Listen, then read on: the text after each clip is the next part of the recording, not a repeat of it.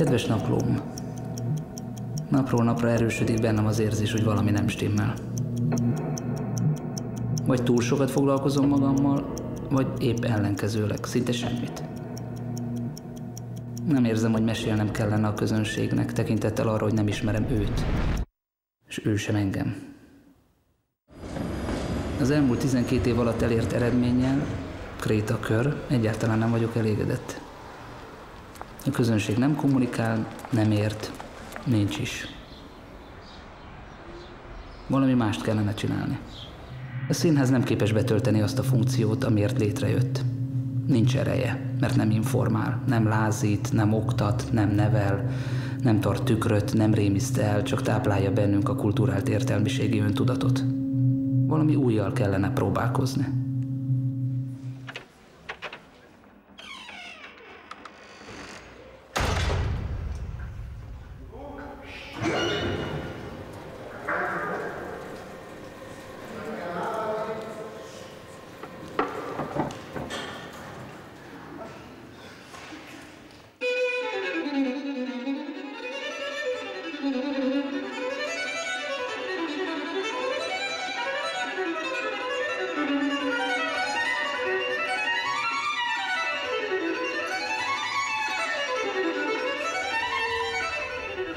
Mindenki maga keresgélt. Nem adtam feladatot, és csapatokat se szerveztem, tehát teljesen önszerveződő volt a dolog. Ennyire szabadon még sose dolgoztunk.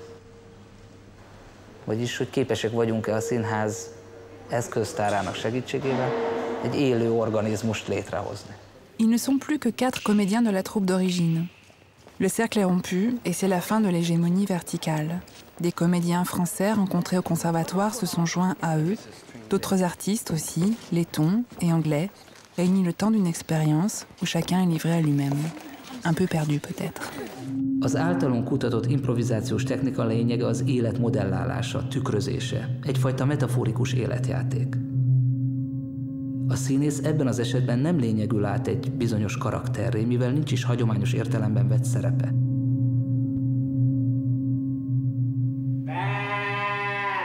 Árpád Schilling vagyok, az előadás rendezője. Je m'appelle Árpád Schilling, je suis le metteur en scène du spectacle que vous allez voir. Amikor ide eljöttünk, Bobignybe úgy döntöttünk, hogy minden egyes alkalommal más előadást fogunk játszani. Quand nous sommes arrivés à Bobigny, ici au début mai, nous avons décidé de présenter une représentation différente à chaque jour. Ma délután már volt egy előadásunk. Cet après-midi, nous avons déjà joué une fois. És utána összesen fél óránk maradt előkészülni a ma esti előadásra. Et après, il nous a resté une demi-heure pour préparer le spectacle de ce soir. Tehát amit ma látni fognak, az fél óra alatt készítettük el. Donc ce que vous allez voir ce soir, nous avons mis une demi-heure pour le fabriquer. Jó? Go there, please. Quick, fast. Hey, don't run.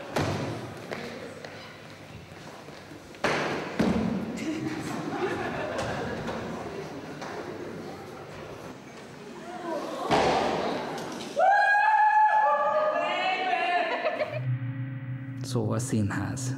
Kinek? Minek? 89-ig elég volt a nem. Most már kellene valami igen.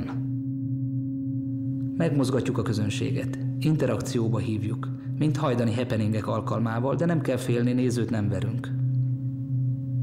Mi is félünk a találkozástól, csak hát valamit tennünk kell a közöny ellen, amiből gyúrva vagyunk. Mi a többiek, behívjuk ide az embereket. Nous les autres, on invite des gens par la même porte, ici dans la cuisine. Addig, amíg a villamos akció van, addig az a nagy vasfüggöny lemegy. Pendant l'action, le grand rideau de fer baisse. Akkor kinyitjuk a vasfüggönyt. On ouvre le rideau de fer. És az egész társaság átmegy. Et tout le public traverse. Jó, és várunk. Et on attend.